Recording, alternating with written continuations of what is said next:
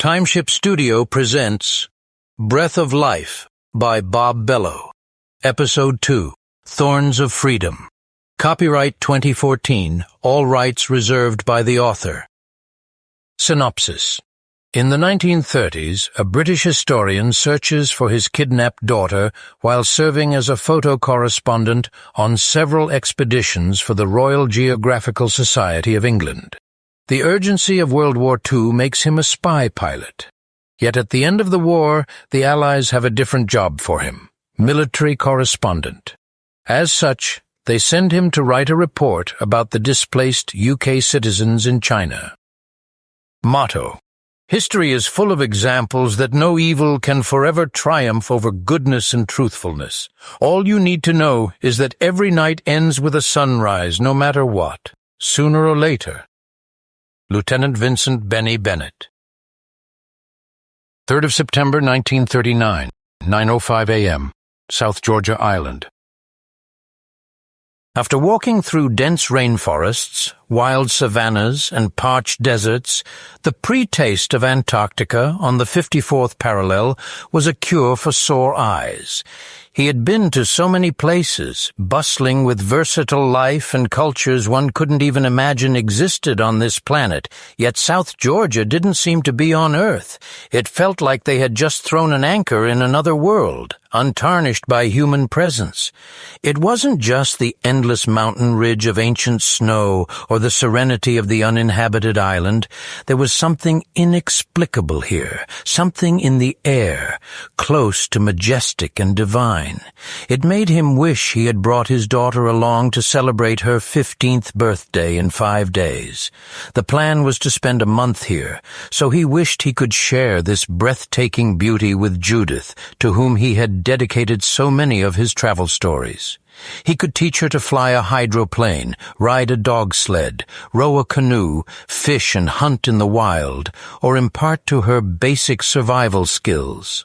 He could teach her to take art photos, pitch a tent, or maybe just let her write a story about how she perceives the world with her own eyes. Is she even alive? Benny thought, steam gushing out of his nostrils like a fire-breathing dragon. He stroked his beard, not wishing to spoil the moment, and put his ski goggles on to protect his eyes from the reflected sunlight on the snow. It was known to damage corneas. Vincent Bennett could never convince himself enough to believe that she was kidnapped in France, only to be molested and murdered by some perverts. That was a possibility if one read the papers with the daily classifieds of missing persons, and all the grim articles about violence increasing on every continent. However, his colleagues didn't call him a hopeless optimist for no reason. He was the kind of writer who always looked for something positive even in the midst of "We're at war!" a sailor shouted from the anchored ship after they had just disembarked to stretch their legs and take pictures on the island. "England declared war on Hitler for invading Poland 2 days ago." Everyone ran back to climb aboard and hear the newscast on the emergency radio, forgetting why they came to Antarctica. The idea was to retrace the footsteps of Sir William Shackleton and his endurance expedition of 1914 to 1917. Alas, many had known for quite some time now that a Second World War was unavoidable. After Nazi Germany had signed non-aggression pacts with the USSR and Great Britain, political critics suspected that those would be the first 2 countries Hitler wanted to erase from the world map. His new trick in the book was, if you want war, prepare for peace. Not the other way around, as it had been for millennia, since that was a reversed Roman proverb. Benny didn't want to think about that right now, but the professional historian in him swiftly started delving into the facts like during a nightmare. He was 250 meters away from the ship, and running in the snow wasn't easy, so his mind took charge as if writing an article. Ever since Germany annexed Austria and Czechoslovakia and gave Finland with the Baltic republics to Stalin, all cards were put down, revealed on the poker table before the opponents. Only naive folks and short-sighted politicians couldn't see the end of that dirty game. Yet Hitler didn't dare to attack the Great War allies, whom he blamed for the post-war economic collapse of his nation. Had he forgotten that both sides had spent $208 billion for weapons, which subsequently bankrupted the whole world in the Great Depression, not only Germany? No, he just chose to ignore the facts and blame the other side. Now his idea was to provoke the Allies to fight him on his new treacherous terms. He openly promised in his roaring speeches to never repeat the mistakes of Napoleon, so everyone knew he viewed himself as the emperor of the world.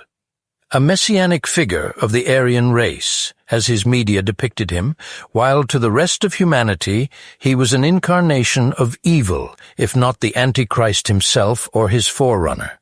Hitler had publicly called his supporters to fight to the death for the establishment of his millennial Third Reich.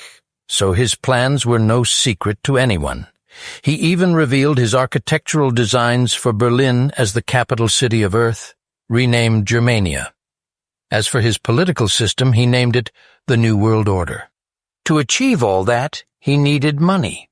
Lots of money Germany didn't have, and since the Jews were rich, many of them jewelers, bankers, and wealthy industrialists, he outlawed them and nationalized all their possessions. When some Christians offered them refuge in monasteries and private hideouts, he went after them as well. But the money wasn't enough. Hence, he outlawed rich artists, writers, professors, physicians, architects, engineers, anyone who supposedly stood against him or just said a joke about the Nazi Party. He learned this from Stalin, but still, the money wasn't enough to build the strongest war machine on earth. He needed to conquer nations. He needed slaves to build his empire. Hence, he outlawed the Gypsies and the Slavs, even though the latter looked like any blonde and blue-eyed Aryan German, many of them descendants of Vikings and Germanic Scandinavians. To explain his desperate reasons, Hitler needed a profoundly scientific theory called eugenics. According to the Third Reich, all non-Aryans were subhumans, evolved from pigs, thus creating a lineage of races which had inherited lesser brain power than the pure Aryan, who had evolved from more intelligent primates. At first, they called it Aryan evolution, continuing today as social evolution. But once it became an official cultural theory of Nazi Germany, the party suddenly proclaimed that they were the direct descendants of Adam and Eve, excluding the Jews and the rest of the human race from the Paradise family tree. Hence, the Aryans started viewing themselves as divine, while everyone else had polluted blood, which, they claimed, explained all genetic deformations in the world labeled degenerates. And not just that, but also all the literary and art decadence, including subhuman philosophies, social systems, cultures, ethnicities, religions, and so on. Hence the slogan of the Nazi armies, branded on their belt buckle, was Gott mit uns, German for God with us. That is, excluding everyone else from the godlike Germanic race. Outraged, the rest of humanity knew that this was racist science and occult propaganda. Yet again, afraid that a Second World War would ruin human civilization not only financially, the former Allies preferred to sign a non-aggression pact with the Nazis. It was like signing a peace treaty with the devil, as the free world media lauded. Running back to the ship, Benny forced his mind to stop recapping all this information like some radio bulletin, but he couldn't help it. Even when he climbed aboard, his brain continued mulling over and over. Does the whole world suffer some cultural or political amnesia? He wondered in disarray. Have they never heard that Hitler proposed to create the Übermensch of his favorite philosopher Friedrich Nietzsche? The antagonist of the American Superman, whose children's cartoons and comic books angered the SS so much that they labeled them anti-German? Haven't the Allies ever heard that Nietzsche said, God is dead, thus burying the Creator and his dire warning to the first humans, guard Eden and take care of it? If the Nazis won, the Judeo-Christian sentiment of multicultural brotherhood would be over, starting with love thy neighbor as thyself, and ending with love thy enemy. Unable to control the historical facts billowing in his head with outrage, Benny forced himself to hear the UK broadcast as his colleagues scooped at the radio room's hatch. All travelling citizens of the Commonwealth are to report to their nearest embassies and consulates for immediate evacuation and eventual military draft. This wasn't the voice of Prime Minister Chamberlain. It was someone reading instructions to the expedition members from the nearby Falkland Islands, the closest British territory in the Atlantic Ocean on the Patagonian shelf. Either way, they all knew England was at war. It was no longer just a history lesson. This was the beginning of the end, as the media warned since the day Hitler had usurped power, forcing Germany to elect him as their Führer, or else. At first, his nation feared him. Yet now they loved him as one loved their savior and redeemer. If this didn't prove that he had succeeded in brainwashing an entire nation, or about 98% of it, liquidating most of his opposition, then it certainly proved that he was about to keep all his promises to his last drop of blood. The international team of men and women stared at one another in horrific silence, then ran to their bunks to pack at once. There was no time for expressing anger or discussing anything.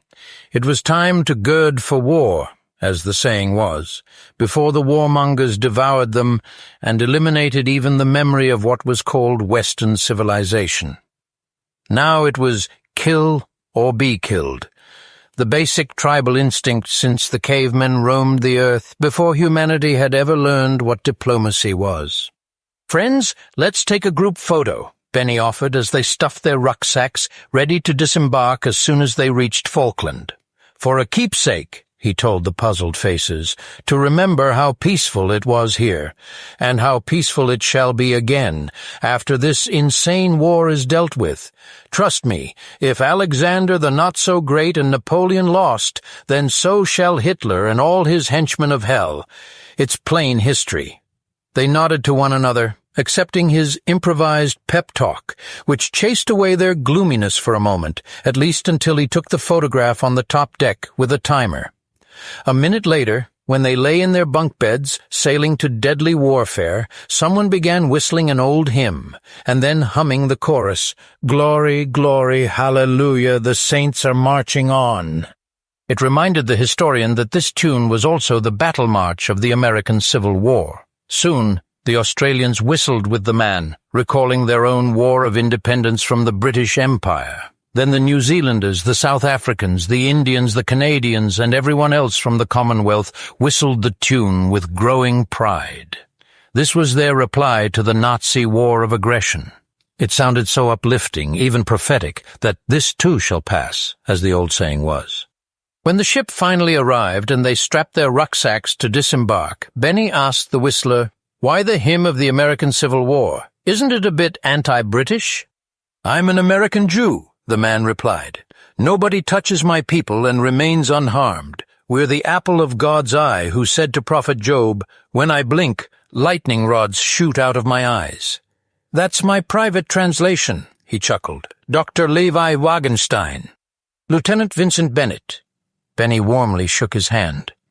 "My wife is Jewish," he added, without going into details that he was a widower, or that his kidnapped daughter's name was Judith, "and I live in France, so I understand your sentiment against any form of tyranny." "Your wife's Jewish?" The physician smiled, biting an unlit pipe. "Then you're marked for life, brother."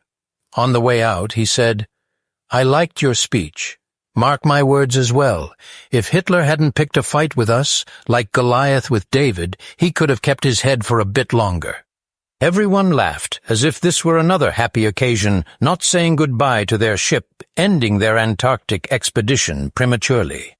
Later, while awaiting his turn to speak with the recruitment officer, Benny sketched the doctor's portrait, planning to give it to him, but the man disappeared, never to be seen again.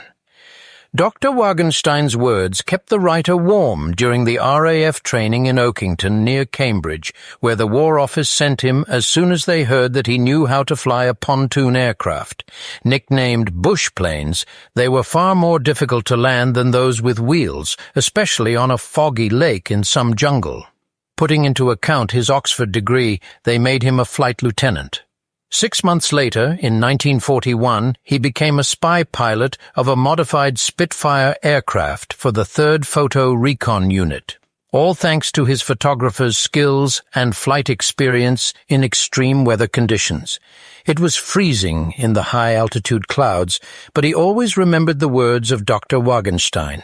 Besides, Benny also had a picture of Raya in his pressurized cockpit, her eyes watching over him from the distant 1924.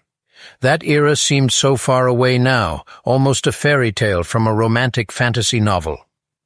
In the sky, he felt closer to Raya, where no anti-aircraft bullets could reach him at 9,000 km at altitude.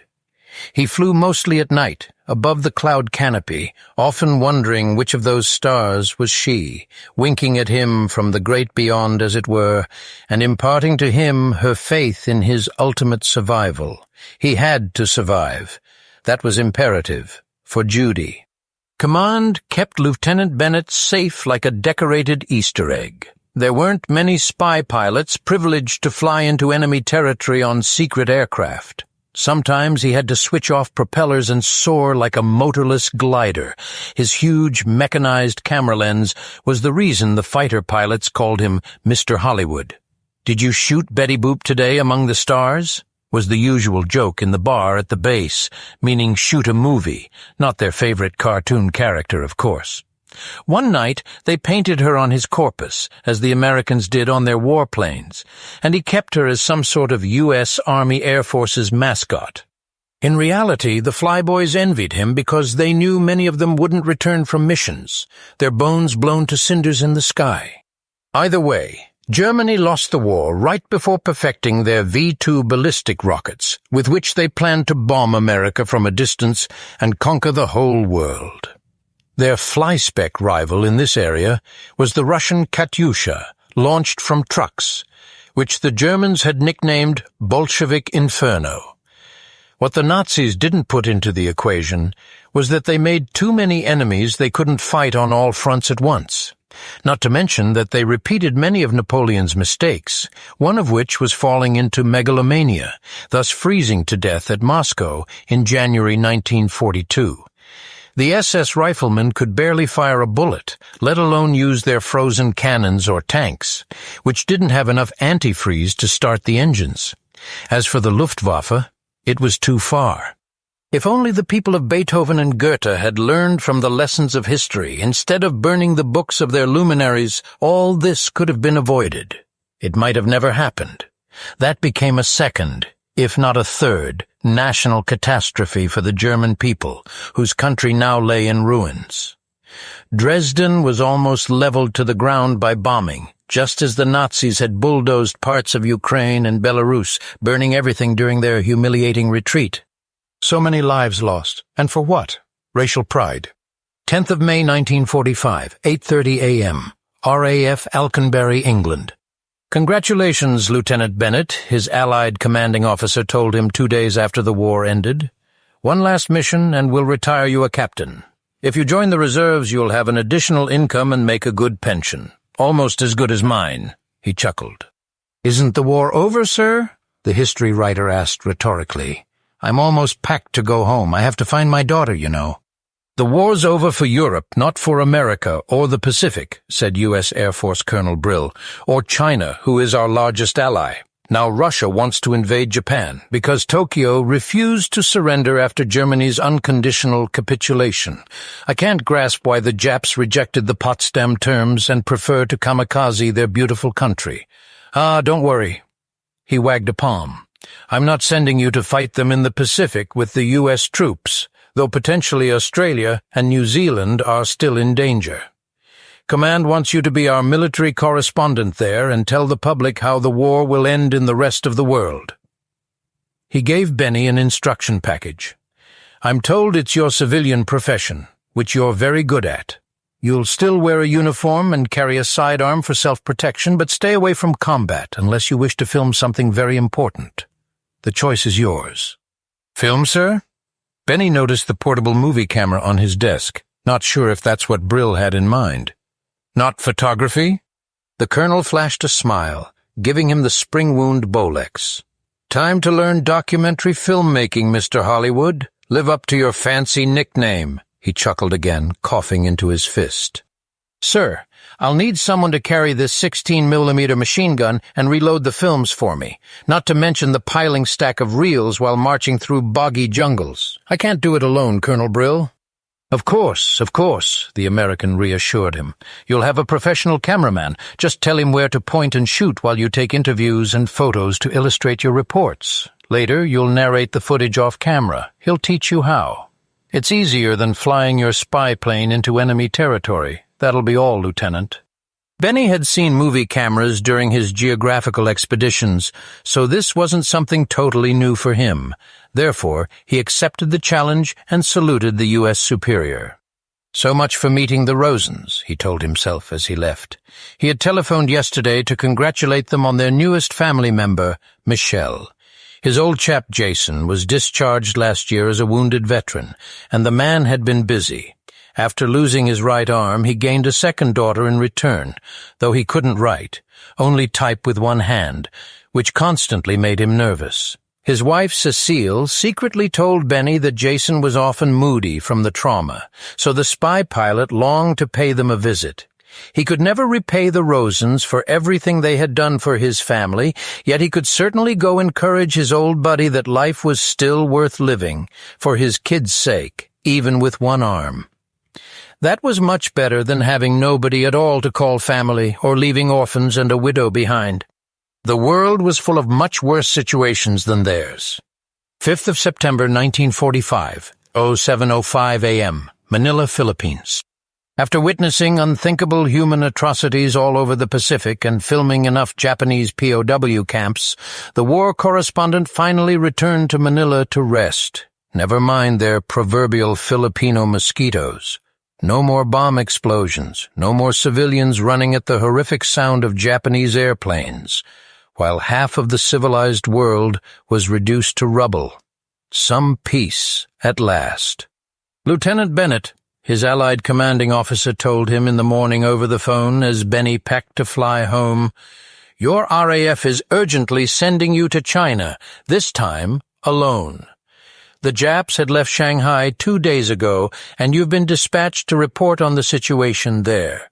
A word of caution, try to discern between Japs and Chinese, because many Asian Nazis are still misplaced in the region, hiding as local civilians. Use extreme prejudice, as we say in tactical missions. With that, he wrapped it up. You're leaving at once. A jeep will take you to the BOAC. Good luck, Lieutenant. Right well. Half an hour later, the military correspondent relaxed aboard the civilian airliner of the British Overseas Airways Corporation. The beautiful seaplane, Boeing 314 Clipper, turned out to be the only access to Shanghai. Evidently, the U.S. bombers from Okinawa had destroyed all its airfields before Japan finally surrendered. Benny had forgotten what it was to be served by stewardesses who smelled of perfume, not gunpowder, their faces with makeup instead of grease stains. Soaring over the ocean made him think that somehow the fate of humanity had been divinely preordained. World War II broke out on September the 3rd and ended on September the 3rd with the Japanese withdrawal from China. It was like the famous end of the Great War, signed on the 11th day of the 11th month at the 11th hour 27 years ago. He wasn't superstitious, yet again, couldn't all those numerical coincidences be a little less conspicuous? The rest of the way, he slept like a baby, lulled by the intercom music that masked the engine's drone. His soul craved a rest from filming exhumed mass graves of beheaded prisoners in the Japanese POW camps, not to mention the war itself and everything else it came with. He needed to regain his humanity as soon as possible. 5th of September 1945, 10:40 a.m., Shanghai, China. When Benny arrived 3 hours later, flocks of Chinese kids waved to them at the harbor, recognizing the English aircraft by its large insignias. They nearly resembled unearthed war victims, many of them emaciated and wrapped in rags rather than clothes. Barefoot, some of them wore blankets with holes for their heads, like the ponchos he had seen in Latin America, tied around the waist with dead soldiers' belts. He was ready to give them all his money when an old Chinese nun told him in good English, though with an accent, "Save some for your hotel, my son, or you will end up sleeping under the bridge like all of them. You can't help everyone. Only God can." He wasn't called son since his mother passed away in 1919. It felt good, so he hearkened to her advice. "Thank you, Mother." He kissed her hand in gratitude, almost feeling like he spoke with his late mom. She caressed his head and said a Latin benediction over him, having no idea he was raised Anglican. Noticing the photo camera on his neck, she said, "If you have no place to stay, go to the YMCA and tell them Sister Nurse May from the Harbor Orphanage is sending you. It's a hotel now. There are many reporters there. American, English, French, even some Russian." She pointed at her badge, pinned next to her wooden crucifix, adding, "I'm a Red Cross nun, they know me." "May I take a picture of you with the children?" he asked, acting as the first post-war tourist that had just popped out of the peaceful sky. The kids grinned for the camera, some of them making faces, then called a rickshaw for him, which took the good mister, as they called him non-stop, to the new hotel, just like in India. Benny had seen postcards of Shanghai, often labeled the Las Vegas of Asia. Neither Oriental nor Occidental, it was extremely westernized with modern architecture, theaters, casinos, restaurants, churches.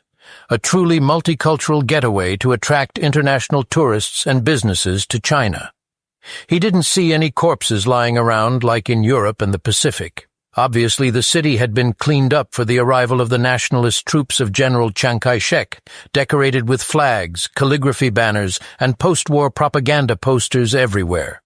The YMCA was packed with friendly faces, many of whom waited at the telephone booths, eager to report the latest news to their agencies. "Which is short way to Shanghai Ghetto?" a Frenchman asked the front desk woman in broken English. "I need go there fast." Benny turned around to have a look at him. "There's a Jewish ghetto here?" he asked, quite surprised at what sounded unbelievable. "From 1943, the civilian replied, "in Hongqiu District. I go there now before they fly home. You too?" "Lieutenant Vincent Bennett, RAF." The pilot introduced himself, feeling awkward for cutting in. "I'm from Le Havre." "Marc Berger, Le Monde." The reporter shook his hand and switched to French, saying something about how humid it was and whatever else. The pilot paused him with a polite gesture. "Sorry, I've been away from home since 1925, and my French was always rusty, but I could really use a friend in this huge city, otherwise I'm lost in the woods." The rugged journalist scrutinized him from top to bottom, noticing that the pilot carried a backpack like a paratrooper, not a suitcase as most officers did. "What long war you fight, Lieutenant?" he joked. 1925? "Long story," said Benny. "I've been all over the world writing for the Royal Geographical Society and the Stylist Journal in London." "You expedition writer?" asked Mark, forgetting about the lady behind the counter, who unfolded a map to answer his urgent question. "Historian," Benny replied, "now military correspondent, which would have never crossed my mind before the war. So how come they have a Jewish ghetto in Shanghai, this far away from Europe?" "Come see, but no steal my story," the Frenchman teased, tilting his beret, which bore the double cross of the resistance fighters, also known as the 16th century Cross of Lorraine. "Excuse-moi, madame," he told the Chinese woman. "How you say we go there fast?"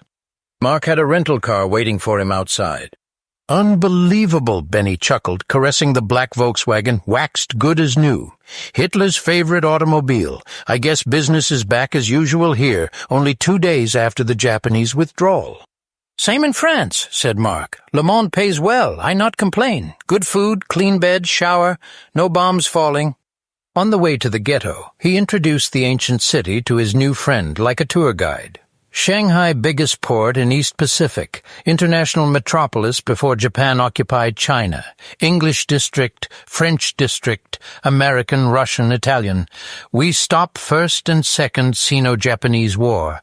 We make peace, build schools, hospitals, but Japanese dragon destroy everything. Now communists fight nationalists to take over from colonialists and Western industrialists. China for Chinese! The Reds shout everywhere. So destroy everything again, but this time we not rebuild for free. Welcome to dead-end peace economy. Hooray! "Mark," Benny asked curiously, "why the Japs never deported the Jews to German camps as their allies did? Didn't the Nazis force them?" "Aha, good question." The driver lifted an index finger like a professor. "Because Hitler improved Chinese industry to fight Imperial Japan and then asked Japan to destroy China. He master intrigant, make them kill one another. Japanese samurai never believe SS promise of friendship. They not look Aryan. No blonde, no blue eyes, no tall. Only swastika from Buddhist Tibet. It all dirty politics, you know. Nazi propaganda merd."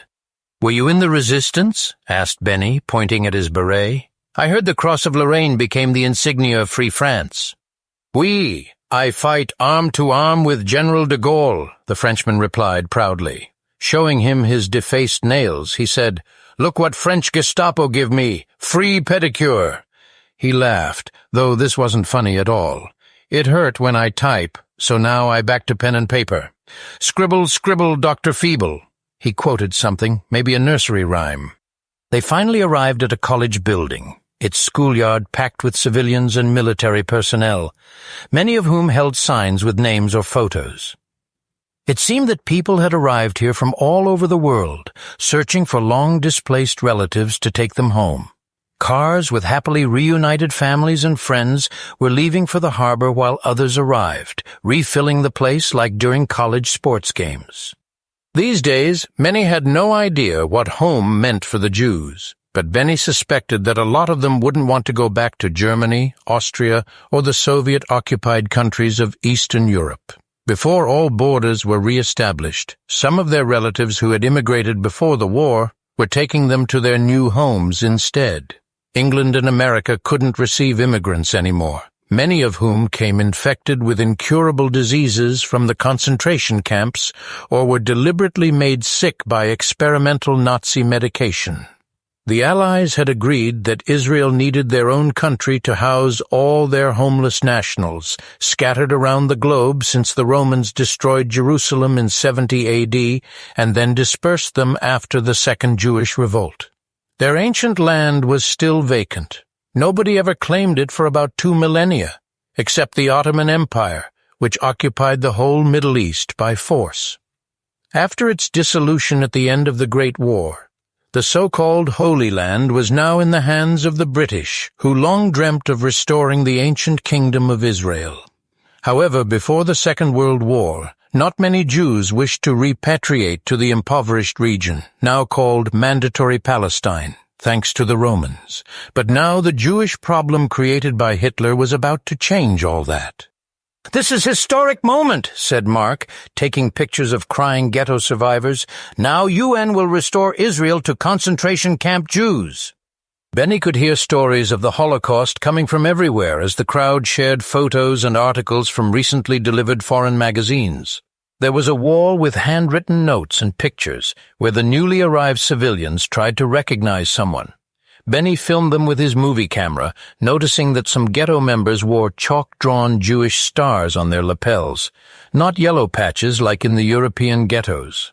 Others had their names written on pieces of cardboard, hanging around their necks for relatives to recognize them, since the misery of war had turned their faces into unknown ghosts.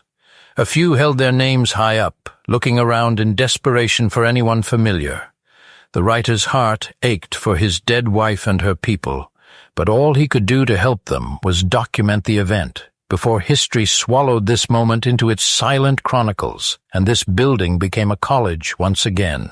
A group of teens with yarmulkes danced around, carrying a scroll from their synagogue while someone played on a clarinet.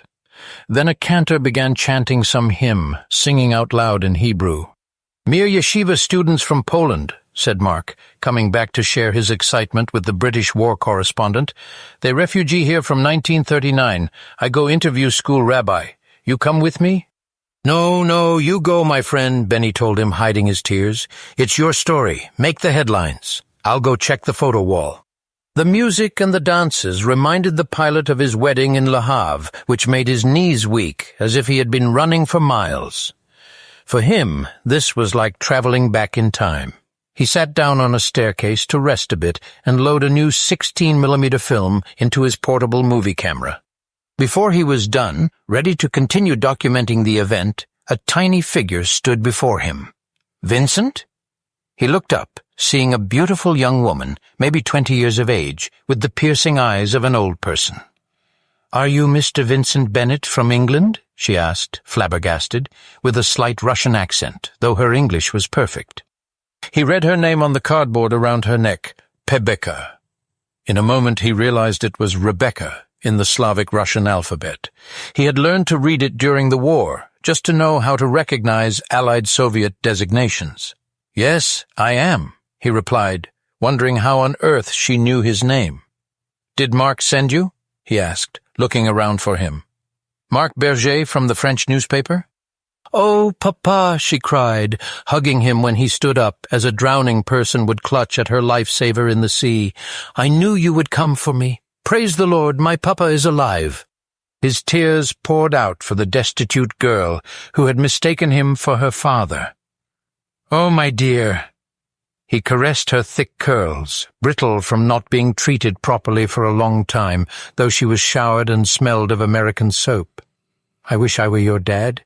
"But you are," she sobbed, staring at him in a stupor. "Aren't you Mr. Vincent Bennet, the husband of Baroness Raisa Kozlovsky?"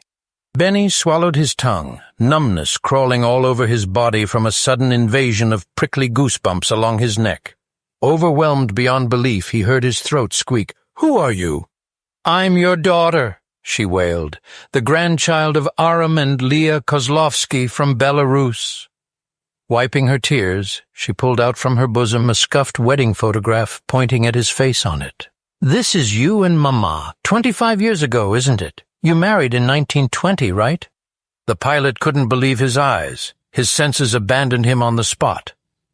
"But your name is Rebecca," he tried to reason.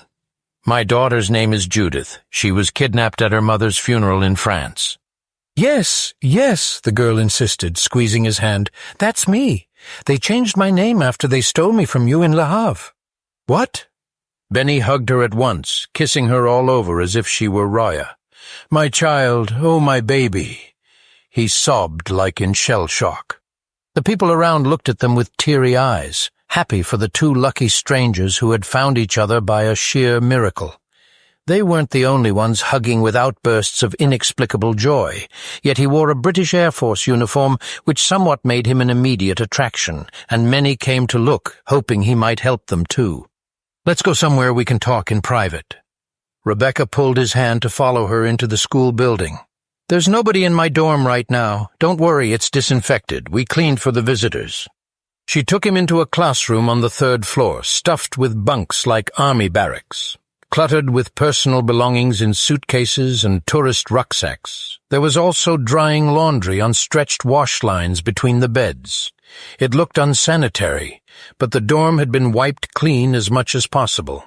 Yet it still smelled of faint urine and mothballs, as well as chlorinated toilets somewhere down the dusky corridors. "This is my bed," she said, smoothing her military wool blanket for him. "Sit, Papa. I have so much to tell you." Forgetting to film his documentary, Benny stared at her dumbstruck. She was extremely organized, speaking like a teacher in the quietude of the vacated classroom, which made him envision every word of her breathtaking story. When it came to that, his vivid mind of a professional history writer had no limitations whatsoever. It was as if he were there. 8th of September 1932, 10:15 a.m., Canvey, Essex, England. Rebecca grew up on the beautiful Canvey Island in the Thames estuary, only 61 km from London. All she knew about her father was that he had abandoned her after her mom died at childbirth. Buried in France, her mom's name, Raya, meant paradisial in Russian, or one who lived in paradise, which also matched her beauty. It had suited her mom perfectly until a trickster impregnated her and forced her into unequal yoke, as the Yiddish saying was for marrying a Gentile. After Raya's tragic death, her sorry excuse for a husband ran to America with a jazzy blonde, abandoning his baby girl to his in-laws. That was reason enough for little Becca to curse his callous heart every time she thought of him, a family tradition he deserved instead of a Yiddish blessing. To raise the abandoned infant, her devastated grandparents, Leah and Aram Kozlovsky, hired a professional nursemaid. A childless widow of the Great War, Miss Adeline Gilbert, also took care of Becca's mentally ill aunt Aviva Lotsky from Belarus, who barely knew her own name. If Grandma and Grandpa didn't have to work, the girl thought every day, they would visit Canvey more often than just on the weekends. Instead, thanks to her runaway father, now her old folks had to work hard to support the family in their old age and live in London because it was expensive to travel to the wool factory every day. Other than that, they spent any free minute with her in their cozy summer house at the seaside, celebrating life and having picnics when the weather allowed. Becca, however, had a little secret. In order that her shameless father didn't come from America and try to steal her, she had to hide under her aunt's last name, Lotsky. They had to pretend before the neighbors and the schoolmaster that she was her aunt's child, although Aviva couldn't participate in this serious game very well. She wasn't right in the head, and childless, of course, and that posed a great risk, to say the least. Nevertheless, Becca grew to be a very content child who loved going to school more than anything else in the world. She became a passionate bookworm, and nobody had to force her to study. It was her joy. For her 8th birthday, Grandpa Aram took her fishing out into the sea. Rowing with him the heavy oars as she sat in his lap, she told him in bliss, "Oh, thank you, Grandpa, thank you so much. Best birthday ever." "Becca, love," he said, "now that you can read and write, I can tell you what happened to Aunt Aviva so that you not call her stupid anymore." Her grandparents still had their hard Russian accent, and their English was still imperfect, but little Becca understood them very well. "Back in Belarus," he continued, "Soviet secret police beat your Aunt Aviva so much that she lost her mind. Please love her, my dear girl. She is your grandma's sister and deserve your great respect." "I will, Grandpa," Becca promised with a smile, grasping the situation a little better now. "But what does Soviet mean?" Aram stopped rowing and gave her a big lollipop. "I'm glad you asked, my child. Soviet is Russian word for parliament, where people talk politics. It means advice. In the beginning, Soviet have 2 groups of good advisers, all friends, named left wing and right wing. "Like a bird, Grandpa?" she asked, always curious about everything. "Yes, like birds, my child. One day left wing says to right wing, 'I chop you because you not serve me well.' Can this bird fly, my love?" "No, Grandpa." She frowned, imagining the horrific picture. "This is stupid. No bird will ever do that to itself, I think." "Bird will not," he replied, caressing her braids. "But Soviets did. This is why Russian secret police, or Cheka, chase me and your grandma, not only your Aunt Aviva, until we all escape to England." Day after day, Aram Kozlovsky taught his grandchild the basics of international socialism and how different it was from Soviet communism. He groomed her to love the French Commune and the American Revolution and hate monarchy as dictatorship, but he swore her to never tell anyone. This was England, after all, a monarchy, though constitutional, established after their own glorious revolution of 1688 A.D. Oh, how much Becca loved history and literature, dreaming of becoming a teacher one day. Year after year, her grandfather honed her to believe that totalitarian monarchy and religion were the stupidest inventions of mankind. He said they were invented to make the rich richer and the poor poorer by cleverly forcing the uneducated folks into submission to their greedy masters. Simple and effective brainwashing, he called it. "Religion is opium for the masses," he taught her, quoting Vladimir Ilyich Lenin, the chief of the Soviet Revolution of 1917, who often paraphrased Marx with a grain of salt. "Instead," Grandpa explained, "every person should be free to vote for which kind of government they want to rule them and decide personally what worldview they want to embrace. That is why," he said, "French socialism is the best system in the world. It will survive any regime and any dictator. Their great slogan is Liberté, Égalité, Fraternité. Remember these 3 words, my dear. Liberty, equality, brotherhood. Without that, there shall never be true progress. People shall always feel unsatisfied and strike or revolt. What about the women? Asked Becca. Why only brotherhood? Aram laughed. Brotherhood is a symbol of sisterhood too. Do not worry, my darling. We love women because no women, no children. Man without woman is half person. Therefore, we celebrate womankind on 8th of March, International Day of Marxist Female. It started when Germany became Socialist Republic and almost joined USSR in 1918. Little Becca gladly memorized every word he told her, especially the slogan of the French Revolution, and learned to compare it to 3 new items every day, without which life would be hard to live: air, sun, and rain, soil, crops and cattle, fire, wind and sea, salt, sugar, and pepper. On the weekends, she would surprise her grandparents at their visit with a new comparison, explaining why the next 3 things were so important and how they correlated with each other. Grandpa, she asked many times, teaching him proper English in return, if France is the best country on earth, why don't we live there? Aram's answer was always the same: because your mom is buried there, and we feel like walking on her grave. As Becca grew up, he learned better English and explained more. France betrayed the principles of the Free Republic, just as the Romans and the Americans did, and then Napoleon became emperor of the world. Now the Russian immigrant community in France is infested with Soviet spies and snitches. By the age of 10, Rebecca Lotsky talked like a little professor, eating encyclopedias for breakfast, tutoring herself to become a teacher. The proletariat needs teachers to educate the world, she used to say day after day, joking, Marxist children of the world, unite. Thus, she hoped to become an enlightened teenager, not a capitalist brat. On the first weekend of 1934, Aram came to Canvey with great news. Comrade Stalin pardoned all Jewish and Yiddish socialists in exile labeled Mensheviks by Lenin. We are now politically rehabilitated.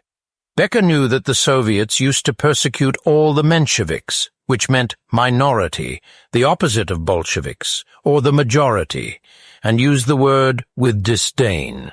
Grandpa, she asked, wasn't Stalin the enemy of socialism? And wasn't the Russian socialism fake?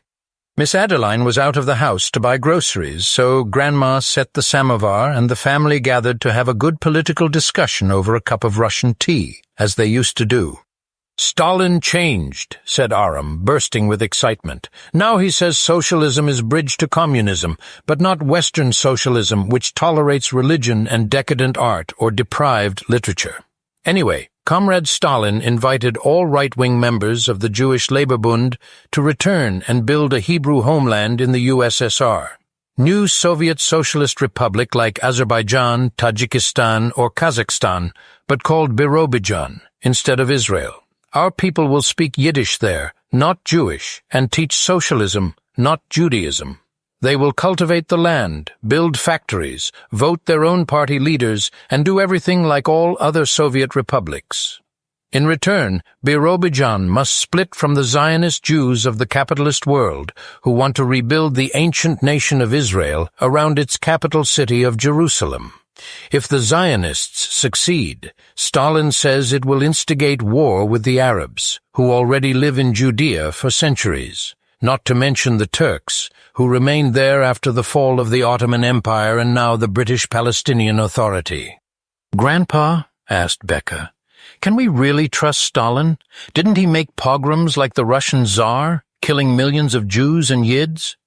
What if later the left wing cuts the right wing of the Soviet Party again? My dear child, Aram gave her a kiss. Everyone has the right to change. It's called learning from your own mistakes. Stalin is not Russian by birth.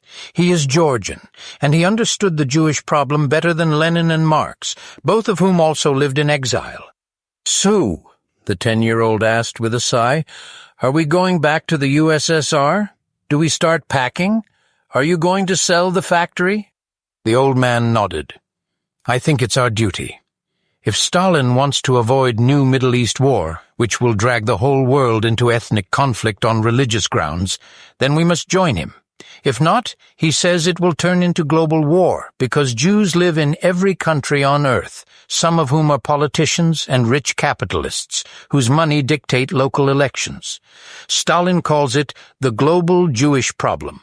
Moreover, while the capitalist Jewish diaspora still argues whether Israel should be constitutional monarchy like England or republic like America, Birobidzhan is already socialist and secular, recognized by USSR and Comintern. Isn't that fantastic? No other nation on earth had ever offered us land to build our own state, governed by our own people, which will protect us in any war.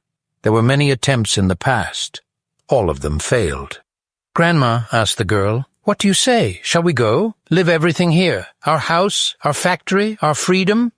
"I think," Leah spoke her mind reluctantly, "we don't need Israel that is part of the British Commonwealth like Australia and Canada. We need our own socialist state. So far, this can happen only in USSR. Look at the gypsies. They have no land and everyone hates them. If we don't do something, the whole world will hate us the same way, and they already do, calling us a country within a country everywhere we go." Aviva winced. "They beat me there, but I miss our old country." She rarely spoke, yet when she did, it was always something emotional. "I miss our kvass, pelmeni, and kefir, which nobody makes in England. Here, they only make Chinese dumplings and Greek dolmas with smetana. How you call it? Sour cream? Yuck! Nothing like our smetana." Then she laughed.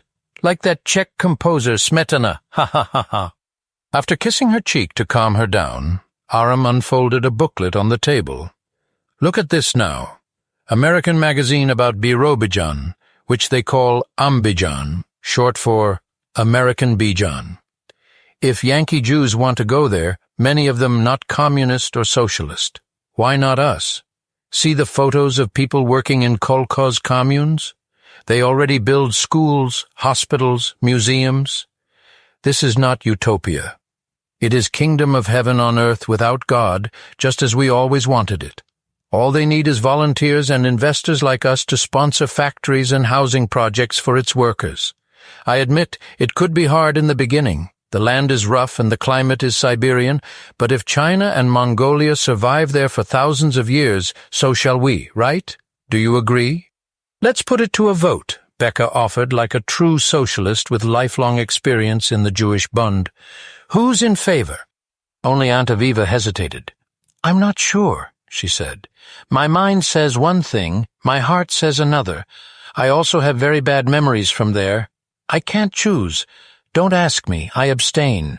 A month later, Aram Kozlovsky sold his wool factory in London and free-willingly repatriated together with thousands of Yids and Jews from all over the world. Stalin met them in Moscow, asked them to swear allegiance to the USSR in the Kremlin, took their passports, issued them Soviet identity cards, and put all their money into a savings fund for building the Soviet Socialist Republic of Birobidzhan.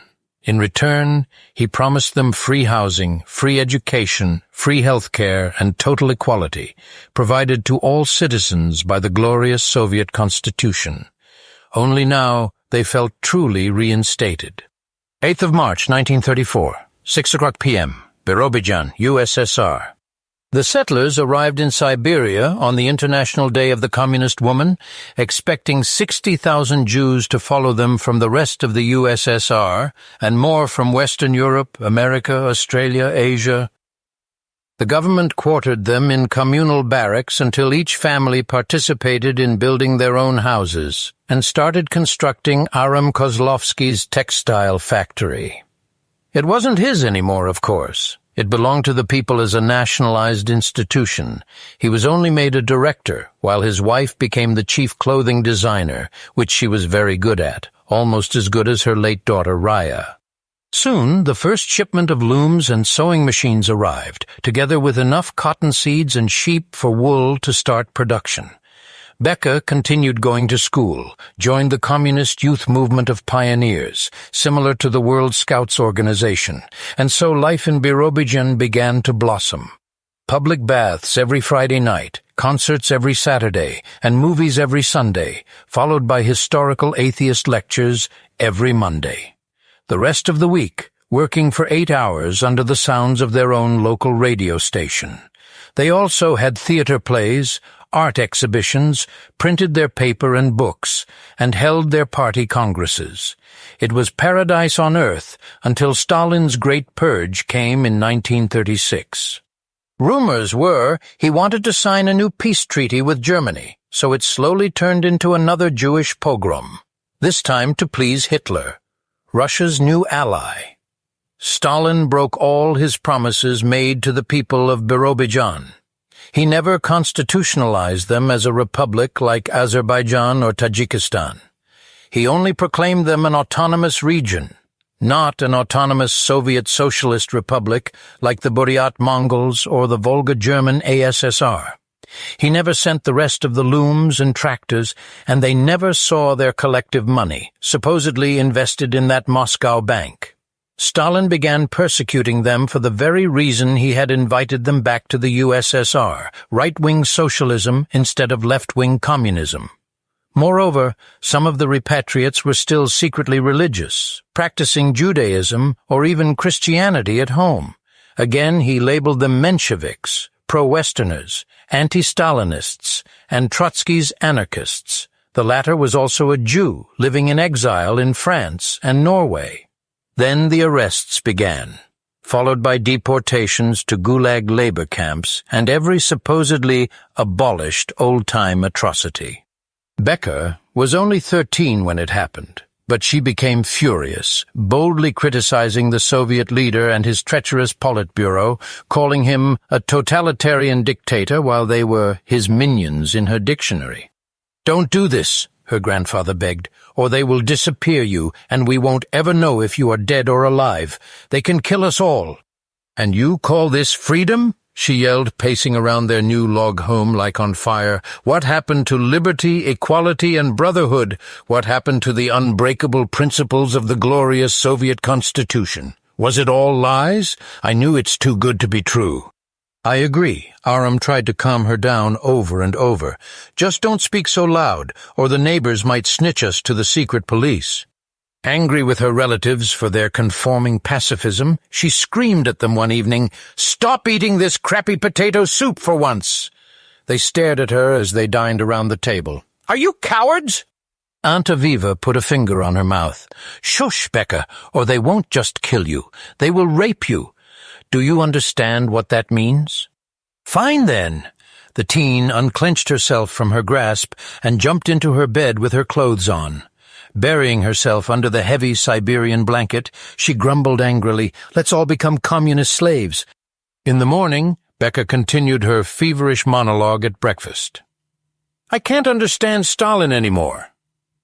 Pushing away her bowl of porridge with sweet beet molasses, she spilled her cup of kvass, a fizzy drink from fermented black bread, since there wasn't enough milk for all citizens in Birobidzhan.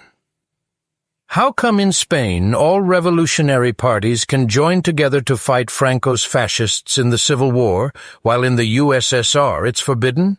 In 1936, communists, socialists, Democrats, anarchists, and liberals became one force in Spain, the International Brigades. Their slogan is, 'Neither God nor state nor masters.'"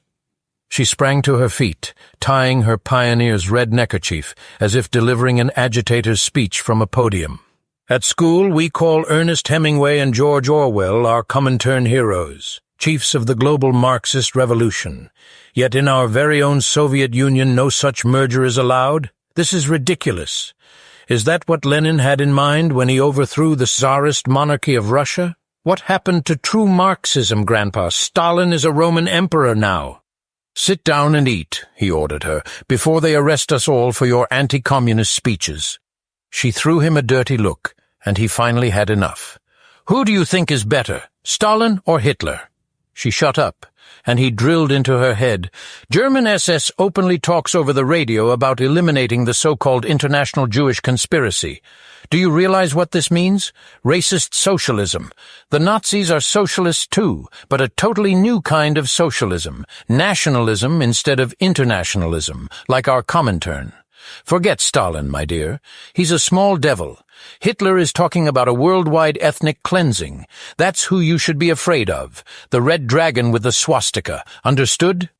Rebecca grabbed her canvas school satchel and ran out, slamming the door. She was already late for class, yet she peered her head back in and yelled, "Why, Stalin and Goebbels, the Reichsminister of Germany, could be both called Joseph, a very Hebrew name, while I am denied my ethnicity? This is crazy, Grandpa. Let them kill me. See if I care."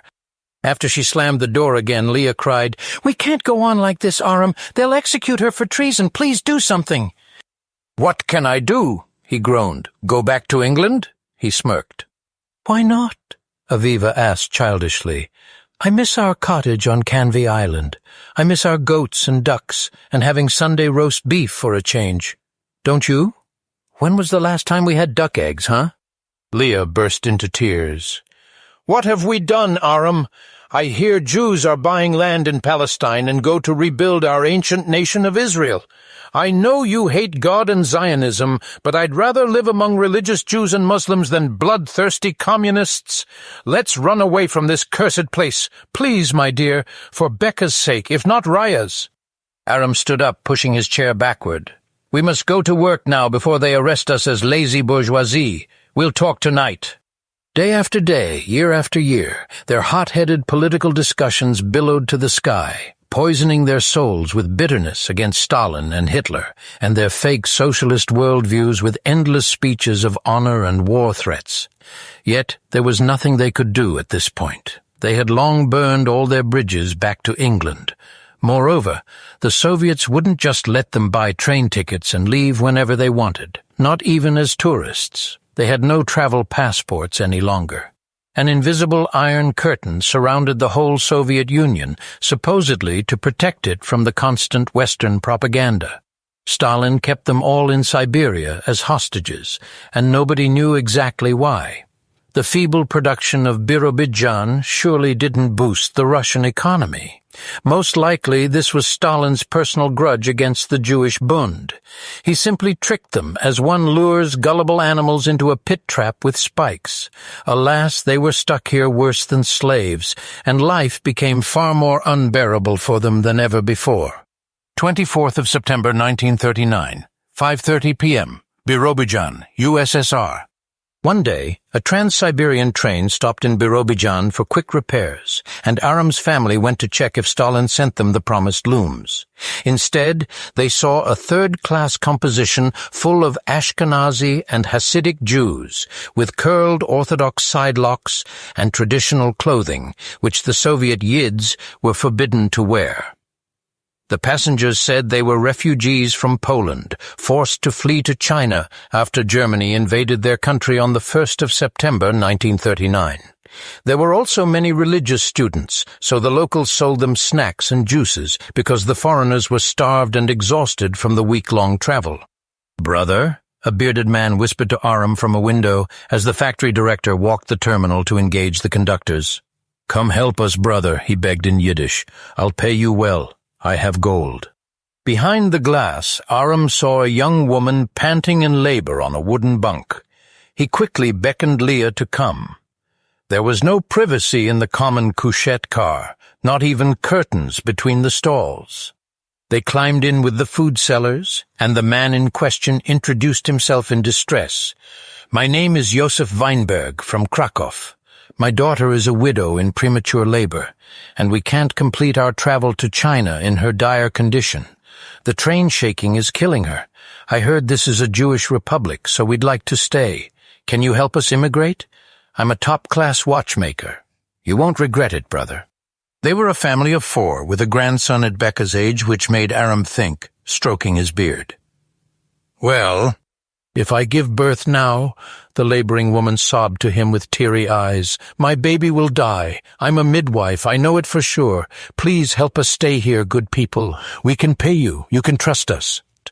Leah nudged her husband, telling him in English, "Let's trade places with them. This is our chance, Aram. I go fetch Becca and Aviva at once. They're in the station at the water fountain." "I agree. Yosef conspired in English, apparently grasping her idea.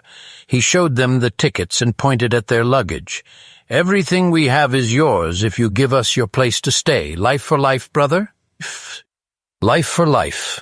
Aram agreed as well, and they shook hands. "Here are the keys to my house. It's in 341, right next to the textile factory. I'm the director. Wait there for a week, don't go out, and only then ask for Reuben Lipowitz. He is my assistant, a former Pole like me. Tell him you are relatives of Aram Kozlovsky, and you came to immigrate, to learn dressmaking in my factory. He will set you in without any problems. When he asks where we are, tell him on vacation to Moscow. You still agree?" "Yes, thank you, brother." The whole family hugged him and started kissing his hands, as if he were a rabbi. When Leah returned with Becca and Aviva, the passengers stood in the windows to block the view, all of them whispering about the plot. Organized like some kind of secret agency, they were very eager to help. "You'll need our passports and visas," Yosef said in English, beckoning someone. "Moshe, come fix them." He then whispered to Aram, "I'll tell Lipowitz we were robbed and lost our papers. Most of us on this train have fake passports anyway. Trust Moshe, he's a professional museum art forger. He knows his business better than Leonardo da Vinci." The two families hugged and kissed again, happy to swap places and inherit each other's belongings, as the ancient Hebraic tradition was. "Sister, your girl is my son's age," the struggling mother told Leah. "She'll pass as a boy, don't worry, just change her clothes." The trick took place so fast that neither the conductors nor the station master suspected a thing. There were only two policemen standing at the mail car behind the locomotive talking to the machinists. A few minutes later, the Kozlovskys took off safely for Vladivostok, the Far East seaport of Russia. Happy, the Weinbergs waved to them from the train station of Birobidzhin, bowing behind its dusty windows. "Give me your old papers," the artist told them in Yiddish, unfolding a toolkit on the table. Deftly replacing the passport photos, he said, "All tickets are paid to China. Don't lose them. We'll arrive in Shanghai on a tourist steamboat." Forging everything professionally in no time, he instructed them, "If anyone asks a thing, tell them your papers were soaked in the rain. The Russian border patrol won't care, because we're transit. But they'll confiscate all your money. Give them some to fool them, yet hide all jewelry in the female bras. Do not speak Russian. Not even if they ask you questions. Speak only Yiddish." He tore their old papers to shreds and threw them out the window. "Memorize your new names, birth dates, birthplaces, everything." Giving them a pair of scissors, he added, "Go cut the girl's hair in the restroom, but leave her side locks. She's a boy now, a yeshiva student like the others. Do you understand?" "Perfectly," said Aram, then took the luggage down and hastened Leah to proceed at once, before the conductor came on inspection. His wife took Becca and Aviva to the restroom. She briskly gave the girl a boyish hairdo, put a yarmulke on her head, and explained to her sister, "Aviva, we're going on vacation to China. Our friends gave us their tickets because their daughter is pregnant, so we'll travel for free under their names. Do you understand what I'm saying, my dear?" Aviva bit her lip. "What if I forget my new name or yours or any date of where they were born? My mind is not sharp, you know." "Auntie," Becca spoke like an adult, changing into the boy's clothes, "play mute. If they ask anything, moo like a cow. It always works." "Oh, I can do that," Aviva chuckled and tried it a few times in the mirror, which made them giggle. "Easy peasy, Mr. Smetana." Redressing fast, they stuffed their old clothes down the toilet, whose pedal release everything on the railroad, then hid the Weinbergs' jewelry as instructed, hoping the Russians wouldn't strip-search them shamelessly. Now they resembled real tourists on the way to a cruise vacation. In Vladivostok, the Soviet border patrolmen were tipsy and laughing like at a comedy show. They called the Jews clowns, mocking their religious sidelocks, but the disguised refugees didn't care. Becca passed with the large group of students whose passports the guards flipped informally. Nobody paid attention to Aunt Aviva after she mooed in character, performing very well like a Piccadilly actress. All the Reds cared for, as the Polish Jews called them, was money, and not just Russian or any foreign currency. They specifically looked for US dollars. As expected, they confiscated all the bills they could find in the luggage, left there for them as bait, not to say bribe. Either way, it worked. Only after the Kozlovsky family boarded the Italian steamship Conte Verde did they finally relax, hugging and kissing each other like never before. People cried, thanking God for surviving by a thread. "The rest is easy," one of the rabbis whispered to the students in Polish, "unless the Japanese deny us entry, so keep on praying, boys. Trust Adonai, the Lion of Judah, for he is able to save us like the 3 young men from the fiery furnace of King Nebuchadnezzar." Rebecca had no idea what he said, but she nodded obediently like every other yeshiva student around her.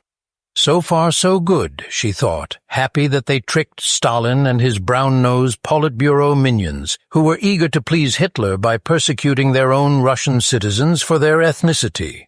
"Brotherhood, my donkey," she joked. Becca never wanted to hear about them again, no matter how much she loved her grandparents or her late mother. Not ever. 3rd of October 1939, 4:45 p.m., Shanghai, China. After 3 days, the Conte Verde reached Shanghai, where an American Jewish committee met the not-so-legal immigrants at the port like war heroes. Apparently, the AJC had paid for their tickets and organized their visas through Chinese embassies all over the world, whose diplomats hated the occupational regime of Japan. The Kozlowskis had no idea that there weren't only Polish Jews on that train. It shocked them to learn how well everything had been pre-planned and how much the Soviet Yids had been brainwashed to believe that all Gentiles hated the Jews for their religion. The realization was pivotal. It restored Aram's faith in the goodness of humanity, though he knew the help came from Westerners, labeled enemies of socialism. Apparently, times had changed without his knowledge while his family lived in the Soviet media blackout. It felt as if they had just been released from a maximum security prison, having no idea what was going on behind the Iron Curtain. As much as Aram had a hard time admitting some of these details to himself, now he comprehended why the rest of the planet was called the free world, compared to communist Russia. Even though China was occupied by Imperial Japan, people here felt much freer than in the USSR. Of course, he had no idea yet of the atrocities the occupier had performed against the Chinese population, known as ethnic cleansing in 2 consecutive local wars. He could see Nazi flags hanging here and there next to the Japanese flag of the rising sun, but that meant nothing to him just yet. Not today. Not right now. He needed time to process all this information, perhaps months to compensate for his Soviet vacuum. On the line to the customs, the refugees whispered the news that many European nations helped Jews to escape the Nazi invasion. The Kozlovskis heard for the first time that Italy and Bulgaria, which were Nazi Axis allies, had refused to extradite their Jews to Germany for the so-called internment camps. That was why the Shanghai refugees referred to those nations as righteous Gentiles, never mind that Aram was an atheist and didn't believe in any righteousness to begin with. The second border check went smoothly, until the Japanese guards became angry with the Chinese ambassadors overseas for issuing too many tourist visas and only a few with real business investments. "Breathe, brother," one of the passengers told him as they finally passed the gates into the city port. "We're scot-free now. Free at last. Don't you believe your own eyes? Thank God, right?" Aram broke into tears and kissed his family dearly. Becca had never seen him cry before. Not once, not even in the darkest hours of Birobidzhan. "Brothers and sisters," someone from the AJC spoke to them outside the customs in Hebrew, so Aram translated to his family, "We'll quarter you in the international district, paying your first 3 months of rent until you find jobs. Let us pray now and thank the Lord for your deliverance and safety in the future." Aram didn't pray, of course, but he sure changed his opinion about these people who didn't seem like dirty capitalists or exploiters of the proletariat. On the contrary, they had rescued people from all walks of life, rich, poor, religious, or secular, regardless of their political orientation, and even indifferent. There were those as well who believe in nothing, people of total disillusionment, whose paled faces started regaining their natural color only after the buses entered the city. The AJC took them to their apartments, each the size according to their needs, which Aram found very communistic of them. At long last, the 15-year-old Becca had her own bed and didn't have to sleep with her Aunt Aviva, who suffered cold feet, on top of everything she had survived in Soviet-occupied Belarus. Their apartment had a shower, not just a public bath, which they had to take with pig-lard soap in Russia. The next day, Aram exchanged half of the Weinbergs' jewelry for local cash, registered Golden Needle Company, bought 20 Singer sewing machines, and rented a former confection shop in the so-called Little Vienna of Shanghai. Now, the reborn Kozlowski factory was back in business, on the other side of the world, where none of them had expected to end up even in their wildest dreams. This was one of the reasons the local refugees had nicknamed it Noah's Ark. Life became good again. 3-course meals, clean bedsheets, no lice or woodworms to keep them awake all night by gnawing the furniture, and ice cream on the movie weekends. The last Sunday evening of every month, Mediterranean restaurant dinner. They especially loved the Greek baklava, a little piece of heaven on earth in occupied Shanghai. No longer posing as a boy, Rebecca Lotsky obtained new papers after declaring the old ones stolen and joined a Jewish missionary high school. She couldn't believe their students were allowed to pick selective subjects. Contrary to Soviet education, where every subject was compulsory, here one studied whatever one wished, including humanities, which she had never heard of. It offered a broad view on world history, culture, philosophy, comparative religions, the arts, and her favorite, literature. She made friends with teens from every nation on the planet, all from Jewish and Yiddish descent, though most of them weren't politically oriented at all. Within a month, she became a completely different person, thinking of herself as refurbished. When Becca turned 16, her grandfather offered her to start an after-school job at his Golden Needle so she could learn her late mom's profession.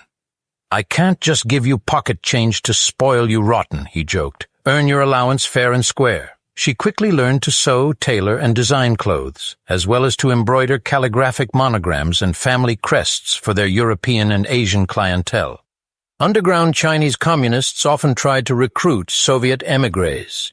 Aram politely declined, saying he had a mentally ill sister-in-law and a tomboy rascal to take care of, as well as never to give the authorities any reason to deport him. Such was the life of the so-called non-returnees who overstayed their visas or changed their status to business instead of pleasure in the formerly westernized Shanghai. Around Christmas he came home and told his family at dinner, "I don't want to spoil your mood, but if China becomes a communist country, they will join forces with the USSR and that will be the end of us." "Let's hope," said Leah, "there won't be another world war, or we'd have to immigrate again. This time to the moon." "Oh, there will be," he insisted. "Be sure of that. I just hope it will be shorter than the Great War, so we can go to Canada or Australia.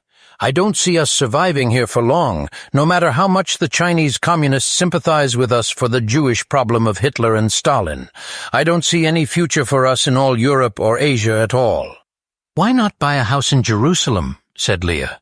"If Spain almost became communist in 1936, what's next?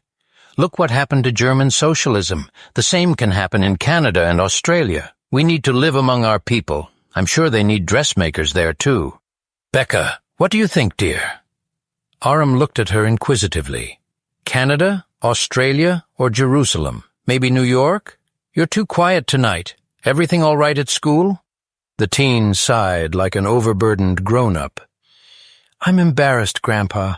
I appreciate everything you've done for me, honestly, but we all have been so brainwashed, like the mice of the Pied Piper of Hamelin drowning in the muddy water of stupid politics. Plain dumb." "Who?" asked Aunt Aviva, poised with a spoon at her mouth. "You mean Peter Pan?" "I don't think Hamlet wrote it, my dear. It was a Scotsman, as far as I recall." She looked at Leah. "Am I right?" "No, Auntie, the guy with the magic flute," Rebecca corrected her politely. I'm sure you've heard the story even in Belarus. The opera? Aviva squinted at her. What of it? Yeah, what of it? Insisted Aram. Are you angry again, Becca? The teen smiled sadly, just to set them at ease. Not really, Grandpa. I'm only trying to say I'm done with politics. I want to excel in literature and become a writer, but not indoctrinated and politicized like Maxim Gorky, as I wanted in Russia. No, I want to write true literature based on true life experience, still fiction, but belletristic, with social values, not some idealized propaganda, which they call socialist realism. Mine will be novels that open people's eyes and bring hope into their hearts. Aviva clapped childishly. Like Leo Tolstoy? War and Peace? Yes, Auntie. Like Tolstoy, Chekhov, Dostoevsky, Turgenev. Her grandparents gaped at her, not sure what to say. She had never been so docile and lyrical, having this nostalgic and even romantic spark in the eyes. She almost sounded like her forlorn father, but they didn't want to bring that up or even mention his name and make her angry again. Oh, no. She was better off writing whatever she craved than yelling fiery anti-Stalinist outbursts like in Birobidzhan. Anything but that. Don't tell me, said Leah. You met some cute boy at school and fell in love? Staring at Becca's blushing cheeks, she gasped, No way! Of course not, the teen snorted. I won't make Mama's mistake. I am not as gullible as those peasant sweethearts of Jane Austen. Not me, Grandma, you know me better than that. Good girl, said Aram, caressing her regrown curls. Concentrate on your studies, my dearest. Love and all that stuff can wait. And I promise we won't immigrate to another country unless we all agree, okay? Thank you. Becca kissed all three of them and went to bed, never so compliant. This wasn't the feisty tomboy they knew from Birobidzhan. There Becca had grown up to be a fine lady of her own making. 22nd of June 1941, 6:30 a.m., Shanghai, China. 2 years later, Hitler broke his Aryan peace treaty with Stalin and attacked the USSR without any warning or provocation. Then Japan attacked the American Pearl Harbor, trying to recapture Hawaii. Thus, all ACJ donations for the Jewish refugees in China stopped abruptly. The Kozlovskis heard about the war on the radio, afraid that Japan might support the Nazi blitzkrieg invasion of Russia. It made them feel sorry for the Weinbergs, whom they had left stranded in Birobidzhan. However, instead of a new Far Eastern front into Siberia, the trouble came to Shanghai. Gradually, but surely. In 1943, Hitler forced Imperial Japan to start deporting Jews to concentration camps. The Asian Noah's Ark suddenly became too small to hide from the global flood of anti-Semitism. The Japanese rounded them up in a square-mile ghetto, like in all the Nazi-occupied countries of Europe. All the war refugees were proclaimed stateless because many of them had no more countries to go back to or had illegal papers to begin with. Occupied by the USSR, many of those former states became communist by force. Therefore, Japan, although Hitler's best ally, didn't want to extradite the Jews to Eastern Europe and thus subsidize the Red Army with fresh recruits. Instead, they blocked them all in Shanghai, almost like in their own internment camp. Restricted from working in the city, the Jews found themselves persecuted once again. Not as harsh as in Nazi Europe or the partly occupied Soviet Union, but their life conditions worsened drastically. They lost private businesses, access to city shops, food markets, and hospitals. Many slowly began to starve. The 19-year-old Rebecca became her family's only provider, replacing her grandparents who started withering, aging rapidly from hunger. She found ways to sneak out of the Shanghai ghetto and procure medicine, tea, sugar, matches, at times even military canned food, risking her life day and night. If the Japanese guards caught her, she might end up incarcerated, which was considered worse than a firing squad. Be careful, Becca, her grandma begged her every evening as they slurped potato peel soup, worse than that in Birobidzhan. It's not worth risking your life for us. We're old, 1 foot in the grave already. You must survive to continue our family lineage. However, the teen refused to listen. Too many people began depending on her. She literally became their unofficial nurse, providing vitamins, penicillin, insulin, and dry milk for the newborns, many of whom died from severe malnutrition. Nobody dared to ask how she did it. If the guards tortured them for information, someone might crack, and Rebecca would be shot for contraband. It was a life-and-death situation every second of their miserable existence, but she found it rewarding, and many prayed for her supernatural protection, because there was no one else they could rely on but heaven alone and this unexpected angel in flesh. When things became worse than that, even the most stubborn atheists and secular Jews started praying, fasting, and visiting the improvised ghetto synagogue. Starved to emaciation, that was all they could do, and nobody cared for kosher food. They ate snails, rats, and worms with grass soup of any edible roots and flower petals. The more the war drew to an end, as the banned radio stations of the Allies announced, the worse it became. In some places, people resolved to eating their own toes and fingers after having eaten all their boiled leather belts in something like an imitation of broth. The price of human life was reduced to zero. On the 1st of September 1944, Becca stayed home. "Grandpa," she told Aram, "the rabbis proclaimed fast and prayer for a new Purim to come, like in the ancient days of Queen Esther. Otherwise, we might not survive. The Jews are exterminated in death camps all over Europe. We might be the last ones left alive." "I'm dying, my love," he groaned, curling in his bunk and staring at the molded school wall. "You go, ladies, if you wish. Maybe Queen Esther will hear your chants. I'm a lost cause, a long time ago." They didn't believe him. Yet a week later, it turned out to be a prophecy. After Rebecca's 20th birthday, he contracted typhoid from a formerly incarcerated refugee. Suffering hell on earth, Baron Aram Kozlowski died within 2 weeks, and no medicine in the world could save him. When his wife saw what happened to him, how he completely lost his human dignity in the end, she cried and repented of her sins 1,000,000 times over, nearly ripping her hair off and beating her chest. It broke her heart, and she fell ill from a stroke, half of her face and body paralyzed. On her deathbed, Leah finally decided to do the right thing. Unexpectedly, she confessed to her granddaughter what had really happened to Becca's mother in France in 1924. It turned the young woman's world upside down. That was far beyond anything Rebecca had ever imagined since she was a child, living on Canvey Island. To be continued. You have been listening to Breath of Life by Bob Bello, Episode 2, Thorns of Freedom. Copyright 2014 by the author. All rights reserved. For more information or to buy this author's books in any format, visit amazon.com/author/Bob Bello. All books are illustrated by the author. Professional audiobooks in a click. Spoken.